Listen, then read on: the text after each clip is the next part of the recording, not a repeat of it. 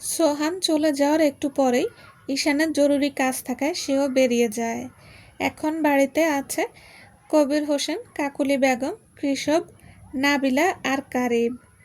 কাকুলি বেগমের ব্যাপারে সামিরা সব কিছু বলে দেওয়ায় সে এখন মুখ নিচু করে কোনো মতে বসে আছে। লজ্জায় কারো দিকে তাকাতে পারছে না। কারিবি প্রথমে তাকে বলে, মা, সামিরা না বললে তো আমি জানতামই না এর পেছনে তুমিও ছিলে। এমন কেন করলে মা? আমি কি দোষ করেছিলাম? আমার তো টাকার কোনো প্রয়োজন নেই। এর জন্য আমি তোমাকে জীবনেও ক্ষমা করব না মা। কাকুলি বেগম এখন আর কিছু বলার ভাষা নেই, তাই সে চুপ করে আছে। নাবিলা তার দিকে এগিয়ে এসে বলে, আপনাকে আমি এতটাও লোভী ভাবিনি মা, কিন্তু আপনার লোভ এতটাই যে নিজের ছেলের ভবিষ্যতের কথাও আপনি চিন্তা করেননি। ছি। তারপর সে কারিবের দিকে তাকিয়ে বলে, আর ভাইয়া, আপনিও খুব ভালো কাজ করেননি। আপনাকে কেউ না আটকালেও আমি আটকেছিলাম। আর আপনি যেটা করেছেন সেটা অন্যায়, আর এর জন্য আপনি পর্যাপ্ত শাস্তি ডিজার্ভ করেন। প্রিয় যেন আপনার কাছে কখনো না ফিরে আসে, আমি এই কামনাই করি। এ কথা বলেই নাবিলা কৃষককে সাথে নিয়ে ওদের বাড়ির উদ্দেশ্যে বের হয়ে যায়। অন্যদিকে কবির হোসেনের ফোন কল আসলে তিনি জানায় তাদের বাড়িতে জমি জমা নিয়ে ঝামেলা হওয়ায় তাদের বাড়িতে যেতে হবে। কারিব আর কিছু বলে না। সে না খেয়েই নিজের রুমে দরজা আটকে শুয়ে পড়ে। এদিকে রুমে আসার পর থেকেই একাকিত্ব কারিবকে কুড়ে কুড়ে খাচ্ছে। সব কিছু থাকার পরও আজ সে নিঃস্ব। কারিব মনে মনে প্রিয়দর্শিনীকে বলতে থাকে, প্রিয়, তুমি এসে দেখে যাও তুমি আমাকে কতটা একা করে দিয়ে গেছো। তোমার কাছে সব আছে, তোমার মা, বাবা, ভাই কাশিফ, আর আমাদের যে ছোট্ট সোনা আসতে চলেছে সেও আছে। আর আমার কাছে তুমি নেই, কাশিফ নেই, তোমরা কেউ নেই। আমি কিভাবে তোমাকে খুঁজে পাবো বলো প্রিয়? কি করলে তুমি আমাকে ক্ষমা করে দিয়ে আমার ঘরে ফিরে আসবে, আমাকে আবার আগের মতো আগলে রাখবে? তোমাদের ছাড়া আমি যে শূন্য হয়ে গেছি প্রিয়। এ কথা বলতে বলতে প্রলাপ বকতে থাকে সে। এদিকে প্রিয়দর্শিনী ভাবে যে যত পিছুটান থাকুক সব কিছুতেই তাকে কাটাতে হবে। প্রিয় নিজের মনকে বলে, উনি যাকে ওনার জীবনে চায় তাকে নিয়েই উনি ভালো থাকুক। আমি ওনার কথা আর কখনোই ভাববো না। আমার এখন আমার সন্তানের কথা ভাবতে হবে, নিজেকে প্রমাণ করতে হবে, আমার নিজেকে ফিনালি স্টেবল করতে হবে। যে আমাকে তার জীবনে শুধুমাত্র একটা অপশন ভাবে তার প্রতি আমি আর কোনো পিছুটান রাখবো না। প্রিয় যেহেতু নিজেই কিছু করতে চায় তাই সে তার মা বাবাকে বলে যে সে জব করতে চায়, কিন্তু প্রিয়র মা বাবা তার এই কথায় কোনো মতে রাজি হতে পারে না, কারণ এই অবস্থায় জব করা বেবি ও মায়ের উভয়ের জন্যই অনেক ক্ষতির বিষয়। তাই তারা কোনো মতে রাজি হয় না। যখন দেখে প্রিয় তার সিদ্ধান্ত থেকে এক চুলও নড়ছে না, তখন প্রিয়র বাবা তাকে বলে, যেহেতু প্রিয়র ফ্যাশন নিয়ে আগে থেকেই আগ্রহ, সে চাইলে এখন ঘরে বসে এই নিয়ে বিজনেস শুরু করতে পারে। তারপর প্রিয় সুস্থ হওয়ার পর না হয় বিজনেস আরও বড় করা যাবে। কথাটি মন মতো হওয়ায় সেও রাজি হয়। প্রিয় দেরি না করে তার কাজে লেগে পড়ে। এদিকে অনেক দিন যাবৎ কাশিফ তার বাবাকে দেখতে না পেরে তার পাগল প্রায় অবস্থা। সে বারবার প্রিয়দর্শিনীকে বলতে থাকে, মাম্মা, অনেক দিন তো নালুবাড়ি থাকলাম, এবার চলো আমরা বালি চলে যাই। বাবা নিশ্চয়ই আমাদের না দেখতে পেয়ে কান্না করছে। চলো, আমারও ভালো লাগছে না বাবাকে ছাড়া। প্রিয় কী জবাব দেবে ভেবে পায় না। তারপর সে কাশিফকে সত্যি বলার সিদ্ধান্ত নেয়। প্রিয় কাশিফকে বলে, কাশিফ, তোমার বাবা ওই সামিরা আন্টিকে বিয়ে করে ওই বাড়িতে আনতে চায়। সে আমার পরিবর্তে তাকে তোমার মাম্মা বানিয়ে আনবে। আমি কিন্তু আর ওখানে ফিরে যাব না বাবা। তুমি কি যেতে চাও? তুমি কি তোমার মাম্মাকে রেখে ওখানে যাবে? মাম্মা কিন্তু ওখানে আর যাবে না। ওখানে সামিরা আন্টিকে তোমার নতুন মাম্মা বানিয়ে আনবে। এখন তুমি বলো কাশিপ, তুমি কি তোমার মাম্মাকে ছেড়ে তোমার বাবা আর ওই সামিরা আন্টির কাছে যেতে চাও? এসব কথা ছোট্ট কাশিফের মাথার উপর দিয়ে গেল। সে এতটুকু বুঝতে পারে যে তার মাম্মা আর ওখানে যাবে না। তার বাবা সামিরা আন্টিকে বিয়ে করে নিয়েছে। সে আর তার বাবার কাছে যেতে পারবে না বলে সে চিৎকার করে কান্না করতে থাকে। কিন্তু সে তার মাম্মাকে ছেড়েও সামিরা আন্টির কাছে কখনোই যাবে না। তাই কাশিফ প্রিয়দর্শিনীর গলা জড়িয়ে কাঁদতে কাঁদতে বলে, মাম্মা, কাশিফ তোমাকে ছেলে কোথাও যাবে না। কাশিফের কান্না দেখে প্রিয়ও কেঁদে দেয়। সে চায়নি কাশিফ তার বাবাকে ঘৃণা করুক, কিন্তু এইটুকু তো ওকে বলতেই হতো। 4 বছর পর কেটে গেছে 4টে বসন্ত। অনেক কিছু বদলে গেছে, আবার মাঝে মাঝে মনে হয় যেন কিছুই বদলায়নি।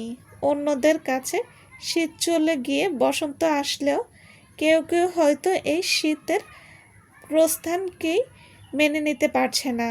তারা শুধুই আছে শীতের অপেক্ষায়। আজ রবিবার, প্রত্যহ কর্ম ব্যস্ততার চেয়ে আজ একটু বেশি ব্যস্ত প্রিয়দর্শিনী।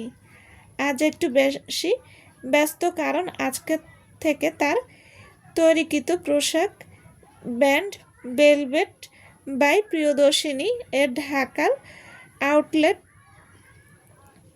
আরও বড় আর বিবর্ধিত করার উদ্দেশ্যে তার সাথে মিশিয়ে একটা বড় শোরুম তৈরি করার কাজ শুরু করা হবে। এই 4 বছরে অনেক পরিবর্তন হওয়া ওর মধ্যে বড় পরিবর্তন হলো প্রিয়দর্শিনী সেই অনলাইন বিজনেস থেকে সাফল্য অর্জন করে এখন সে চট্টগ্রাম পাশাপাশি ঢাকায়ও ভেলভেট বাই প্রিয়দর্শিনীর আউটলেট দিয়েছে।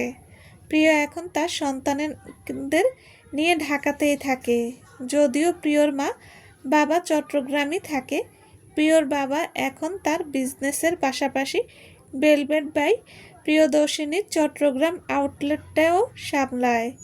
এদিকে প্রিয়দের সাথে সবসময়ের জন্য থাকে প্রিয় খালাতো বোন রোশনি। ও হচ্ছে প্রিয়র পার্সোনাল অ্যাসিস্ট্যান্ট। রোশনি প্রিয়র থেকে বছর 2 ছোট হবে। রোশনি প্রিয়কে সব দিক থেকে সাপোর্ট দিয়ে আসছে। প্রিয় তাড়াতাড়ি নিজে তৈরি হয়ে কাশিফের রুমে যায় ডাকতে। সে কাশিফের রুমে গিয়ে দেখতে পায় তার ছেলেটা আগে থেকেই উঠে রেডি হয়ে গেছে। প্রিয় কাশিফের দিকে মুগ্ধ হয়ে তাকিয়ে থাকে আর ভাবতে থাকে যে 4 বছরে তার ছোট্ট ছেলেটা কত বড় হয়ে গিয়েছে। এখন সে বড় ভাই হয়ে গেছে আর নিজের দায়িত্ব নিতে শিখে গেছে। প্রিয় দ্রুত কাশিফের কাছে গিয়ে তার মাথায় হাত বুলিয়ে ওর কপালে চুমু খেয়ে বলে, আমার কাশিফ কি সুন্দর নিজের রেডি হয়ে গিয়েছে। আমরা খেয়েই এখন তোমার স্কুলের দিকে রওনা হব, কেমন? কাশিফের বয়স এখন 9 বছর চলছে। সে এখানের একটা ইংলিশ মিডিয়াম স্কুলে ক্লাস 4-এ পড়ছে এইবার। কাশিফ প্রিয়কে বলে, মাম্মা, বনু কি উঠে পড়েছে? কাশিফের কথা শুনে প্রিয়দর্শিনী হতাশ হয়ে বলে, তোমার বনুকে এক ডাকে ওঠার লোক, ওকে অনেক কষ্ট করে উঠিয়ে রেডি করেছি। তুমি এখন তাড়াতাড়ি খেয়ে নেবে, চলো। ডাইনিং টেবিলে কাশিফকে আসতে দেখি কিয়ারা তার কোলে ঝাঁপিয়ে পড়ে। কাশিফ ওকে কোলে তুলে নিতেই কিয়ারা ওর গালে চুমু খায়। কিয়ারার বয়স এখন 3.5 বছর। এখন আদো আদো বলিতে কথা বলতে পারে। কাশিফের দিকে তাকিয়ে কিয়ারা বলে ওঠে, গুড মর্নিং ভাইয়া। কাশিফও উত্তর দেয়, গুড মর্নিং বনু। এখন তাড়াতাড়ি খাওয়া শেষ করো, তারপর আমরা বের হব, ঠিক আছে? কিয়ারা হ্যাঁ সূচক মাথা নাড়ায়। ওদিকে রোশনি তার প্রিয়দর্শিনীর খাবার সার্ভ করে দিচ্ছে। তারপর প্রিয়দর্শিনী নিজে খেয়ে কেয়ারাকেও খাইয়ে দেয়। খাওয়া দাওয়া পর্ব শেষ হলে প্রিয়দর্শিনী সবাইকে নিয়ে আগে কাশিফের স্কুলে আসে। সেখানে কাশিফকে স্কুলের সামনে নামিয়ে দিয়ে বলে, ছুটি হলে এখানেই দাঁড়াবে, কেমন? ড্রাইভার আঙ্কেল এসে তোমাকে আমাদের কাছে নিয়ে যাবে। কাশিফ বলে, তুমি বেশি টেনশন করো না মাম্মা, আমি ঠিকভাবে পৌঁছে যাব। কাশিফ তো এখন বিগ বয়। প্রিয় কাশিফের চুলগুলো ঠিক করে দিয়ে গায়ে নিয়ে রওনা দেয় তাদের শোরুমের উদ্দেশ্যে। আজকে প্রিয়র পরনে মেরুন আর গোল্ডেনের মিশ্রণের একটি সুন্দর কাতান শাড়ি, যেটা তাদের ব্র্যান্ডেরই তৈরিকৃত পণ্য। এত সুন্দর শাড়ি আর হালকা মেকআপ প্রিয়দর্শিনীর গৌর গাত্রে পুষ্পের মতো ফুটেছে। তাকে একদম পূর্ণ নারীর মতো লাগছে। তার সৌন্দর্য ঠিকরে পড়ছে যেন চারিদিকে। প্রিয়দর্শিনী শোরুমে প্রবেশ করতেই তাদের ভবন নির্মাণের কাজে শুভ উদ্বোধনের জন্য যায়। এদিকে কিয়ারাকে একজন মেয়েদের কাছে রেখে যায়। এদিকে কিয়ারা সোফায় বসে তার ছোট্ট পুতুল নিয়ে খেলছিল। এমন সময় দূর থেকে তার দিকে নজর যায় একজন লোকের। সে দেখতে পায় একটা ফর্সা ছোট্ট গোলগাল একটা মেয়ে গাল ফুলিয়ে পুতুল দিয়ে খেলছে। সে পুতুল নিয়ে অতিরিক্ত ব্যস্ত হওয়ার কারণে গরমে তার ছোট্ট ফুলো ফুলো গাল দুটো লাল বর্ণ ধারণ করেছে। ছোট্ট মেয়েটাকে দেখেই লোকটার তার খুবই কাছের একজনের কথা মনে পড়ে যায়। তাই সে একটু একটু করে ছোট্ট কিয়ারার দিকে এগিয়ে যায়। লোকটা এগিয়ে গিয়ে ছোট্ট মেয়েটাকে বলে, এই যে লিটল গার্ল, তুমি একা একা এখানে বসে কি করছো? লোকটার কথা শুনে কিয়ারা তার দিকে তাকিয়ে বলে, দেখতে পাচ্ছ না আমি আমার পুতুল নিয়ে খেলছি? এইটুকু একরুত্তি মেয়ের মুখে এমন কথা শুনে লোকটা হেসে দেয়। লোকটা তার হাঁটুর উপর ভর দিয়ে ছোট্ট মেয়েটার মুখোমুখি বসে। লোকটির কেন যেন এই ছোট্ট মেয়েটিকে অনেক আপন আপন মনে হচ্ছে। তাই লোকটি ছোট্ট মেয়েটির দিকে তাকিয়ে আদরসুলভ কণ্ঠে বলে, তোমার নাম কি লিটল গার্ল? লোকটির কথা শুনে কিয়ারা তার মুখের দিকে তাকিয়ে কিছু বোঝার চেষ্টা করে। তারপর উত্তর দেয়, আমার নাম কায়েশি আবলাল কিয়ালা। আদো আদো বলিতে বলা কথা লোকটির বুঝতে কষ্ট হয়। তাই সে মেয়েটাকে বলে, তুমি এখানে একা কি করছো আম্মু? তুমি কার সাথে এখানে এসেছো? কিয়ারা বলে, না আমি একা আছি নি তো, আমি আমার মাম্মার সাথে এখানে এসেছি। মাম্মা একটা ইম্পর্ট্যান্ট কাজে গেছে, একটু পরেই চলে আসবে। তুমি এখানে কেন এসেছো আঙ্কেল? তুমি কি এখানে হারিয়ে গিয়েছো? কিয়ালা কিন্তু এখানে সব চিনে, আমি তোমাকে রাস্তা চিনিয়ে দেব। একরত্তি মেয়ের এমন পাকা পাকা কথা শুনে লোকটি না হেসে পারে না। মেয়েটাকে দেখে তার এত মায়া মায়া লাগছে কেন? সে না চাইতেও মেয়েটাকে আদর করে তার মাথায় হাত বুলিয়ে তার মাথার চুলগুলো এলোমেলো করে দেয়। এমন সময় মেয়েড আসে কিয়ারাকে নিয়ে যেতে, কারণ প্রিয়র মিটিং এখনই শেষ হয়ে যাবে। আর বের হয়ে সে যদি কিয়ারাকে দেখতে না পায় তাহলে অনেক অস্থির হয়ে পড়বে। তাই মেড এসে তাদের কথার মধ্যেই কিয়ারাকে তুলে নিয়ে যাওয়ার সময় মেয়েটা লোকটাকে বলে, আমি চলে যাচ্ছি আঙ্কেল, আবার দেখা হবে, টাটা, বাই বাই।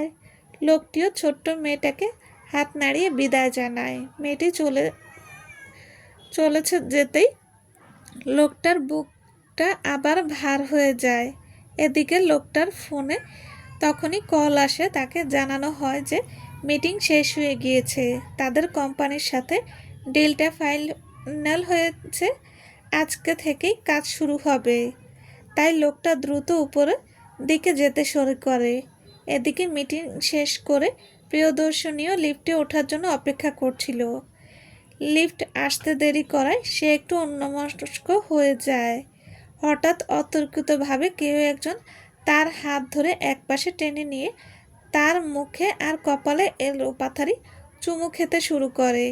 হঠাৎ কারো অযাচিত স্পর্শে প্রিয়দর্শিনীর অন্তরাত্মা অবধি কেঁপে ওঠে। সে কিছুক্ষণের জন্য থমকে যায়।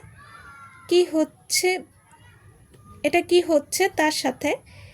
এইখানে কারো এত বড় সাহস নেই প্রিয়কে এক চুল পরিমাণ স্পর্শ করার। প্রিয় তার সর্বশক্তি দিয়ে নিজেকে ছাড়ানোর আপ্রাণ চেষ্টা করে যাচ্ছে, কিন্তু এমন সুস্বাস্থ্যবান পুরুষের সাথে সে কোনো মতেই পেরে উঠছে না। তার শক্তির কাছে প্রিয় নিতান্তই একটা বাচ্চা। হঠাৎ চুমু খাওয়া বন্ধ করে পুরুষটা কাঁদতে শুরু করে, আর তার হাতের বাঁধনও হালকা হয়। সাথে সাথে প্রিয় নিজেকে ছাড়িয়ে নিয়ে পুরুষটার গালে সজোরে এক চড় বসিয়ে দেয়। তৎক্ষণাৎ ঘটনাটি ঘটায় পুরুষটাও হকচকিয়ে ওঠে।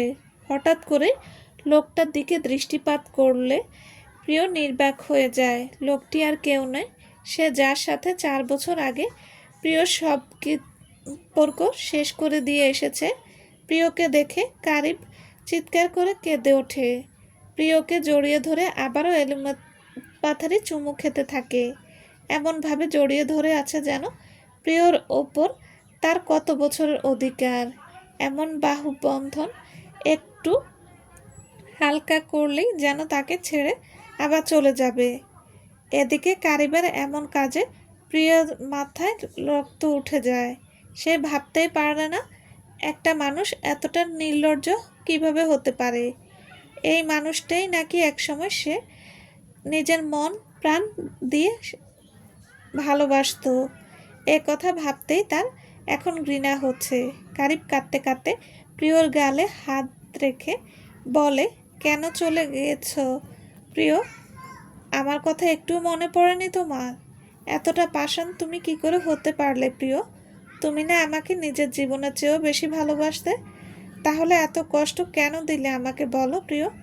মানলাম আমি অন্যায় করেছি, তাই আমি কি এত শাস্তি ডিজার্ভ করি?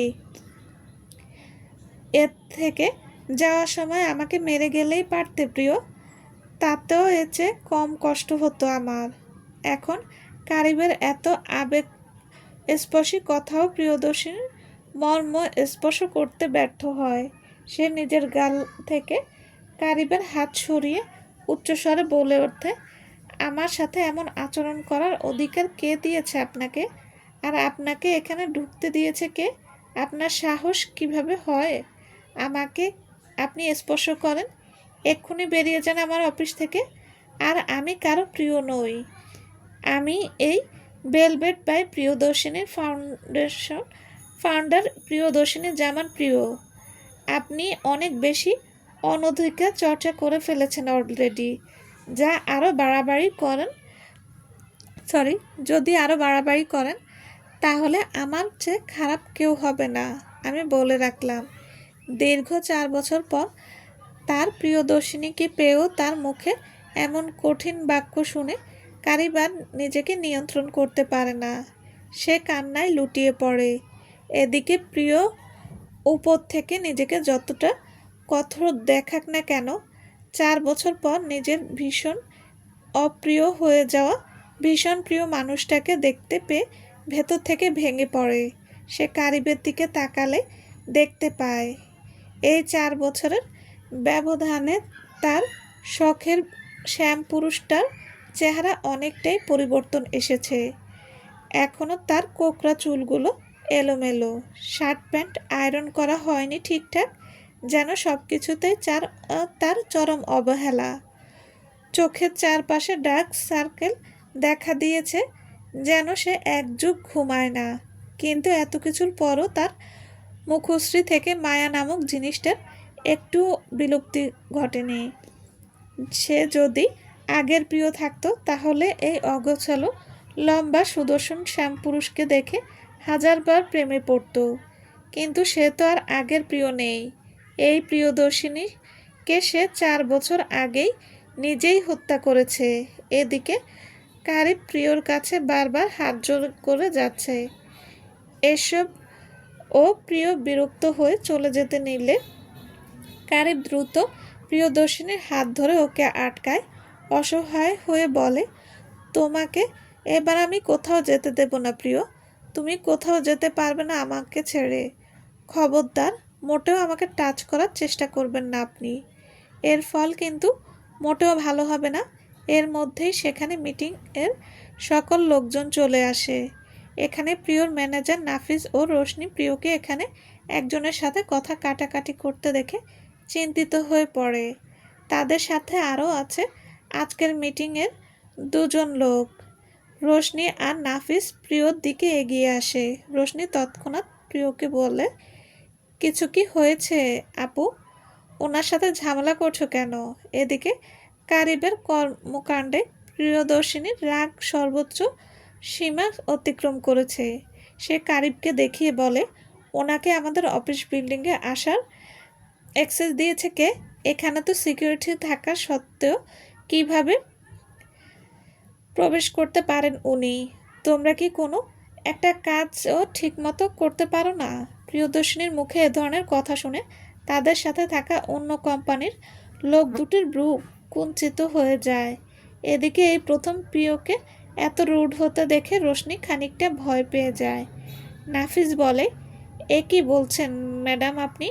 ওনার কোম্পানির সাথেই তো আমরা আমাদের নতুন শোরুম বানানোর ডিলটা ফাইনাল করলাম। ওনার অন্য আরেকটা কাজ থাকায় এই মিটিং তার ম্যানেজার আর অ্যাসিস্ট্যান্টের সাথেই মিটিংটা সম্পন্ন করতে হলো। হ্যাঁ, কারিবেরি কোম্পানি, এর সাথে প্রিয়দের নতুন শোরুম তৈরির ডিলটা হয়েছে। এর ফাউন্ডার যে কারিব, তা প্রিয় ঘুণাক্ষরেও টের পায়নি। সে অনেক জায়গায় এই কোম্পানির নাম শুনেছে, আর এই কোম্পানির রিভিউ অনেক ভালো থাকায় প্রিয়ই কোম্পানিটাকে সিলেক্ট করেছে। এখন সে বুঝতে পারছে সে নিজের অজান্তেই কি ভুল করে ফেলেছে। এদিকে সে তৎক্ষণাৎ ডিলটা ক্যান্সেল করতে চাইলে কারিবের ম্যানেজার রফিক সাহেব বলে ওঠে, এটা কোনোভাবেই পসিবল না ম্যাম। আমাদের কোম্পানিতে এই পলিসি নেই। তাছাড়া আমাদের শ্রমিক বা তাদের কাজও শুরু করে দিয়েছে। একথা শুনে প্রিয়দর্শিনী কী করবে ভেবে পায় না। এমন হলে তো কারিবের সাথে তার প্রত্যহ দেখা হবে, আর যেটা সে কোনোভাবেই চায় না। এদিকে কারিব বারবার প্রিয়র হাত ধরে প্রিয়কে আটকে রাখার চেষ্টা করছে। তারা দুজন বাদে এখানে দাঁড়ানো বাকি চারজন এইটুকু বুঝতে পেরেছে যে তারা দুজন পূর্ব পরিচিত, তাই তারা এ বিষয়ে একটা বাক্য উচ্চারণ করছে না। এমন সময় মেয়েট কিরাকে নিয়ে প্রিয়র খোঁজে এখানে এসে হাজির হয়। মাকে দেখতে পেয়ে কিয়ারা দৌড়ে মায়ের কাছে গিয়ে যায়, হাঁটু ধরে দাঁড়ায়। এদিকে কারিব সামনে কিয়ারাকে আনতে দেখে প্রিয় ভয় পেয়ে কিয়ারাকে কোলে নিয়ে জড়িয়ে ধরে। আর কারিব সে তো কিয়ারাকে প্রিয়র কোলে দেখতে পেয়ে প্রথমে কিছুই বুঝতে পারে না এই মেয়েকে প্রিয় কিভাবে চেনে। সে এটাই ভাবতে থাকে। হঠাৎ কিয়ারা মায়ের মুখের দিকে মুখ তাকিয়ে মুখ ফুলিয়ে বলতে থাকে, এতক্ষণ দোলে আমি আল আন্তি তোমাকে খুঁজেছি মাম্মা। তুমি এখানে কেন? কিয়ারা তোমাকে খুঁজতে খুঁজতে টায়ার্ড হয়ে গেছে। এদিকে কিয়ারার মুখে প্রিয়কে মা বলতে দেখে কারিব আরও অবাক হয়ে যায়। কিয়ারা প্রিয়র বাচ্চা, তার মানে কি সে কারিবের মেয়ে? না, সে আর কিছু ভাবতে পারছে না। খুশিতে কারিবের চোখ থেকে দু ফোঁটা পানি গাল বেয়ে গড়িয়ে পড়ে। এদিকে কথা বলতে বলতে কিয়ারা আর কারিবের দিকে চোখ যায়। সে দেখতে পায় কারিব কাঁদছে। ছোট্ট কিয়ারা এটা দেখতে মোটেও ভালো লাগছে না। তার কেন জানি অনেক কষ্ট লাগছে। সে কারিবের দিকে তাকিয়ে বলে, তুমি সেই আঙ্কেল তা না? তুমি কান্না করছো কেন? বলেছিলাম না তুমি হারিয়ে যাবে। কাঁদো না আঙ্কেল, আমি আর মাম্মা মিলে তোমাকে পথ দেখিয়ে দেব। কেউ আছে? কিয়ারার কথা শুনে প্রিয় তড়িৎ গতিতে ওর দিকে তাকায়। মনে মনে ভাবতে থাকে কিয়ারা ওনাকে চিনে কিভাবে। চলবে। আসসালামু আলাইকুম। গল্পটা কেমন লেগেছে প্লিজ প্লিজ অবশ্যই জানাবেন, আর অবশ্যই লাইক কমেন্ট ও শেয়ার করে দেবেন। আর যারা এখন আমার চ্যানেলটি সাবস্ক্রাইব করেনি তারা প্লিজ চ্যানেলটি সাবস্ক্রাইব করে পাশে থাকবেন। সবাই ভালো থাকবেন। আল্লাহ হাফেজ।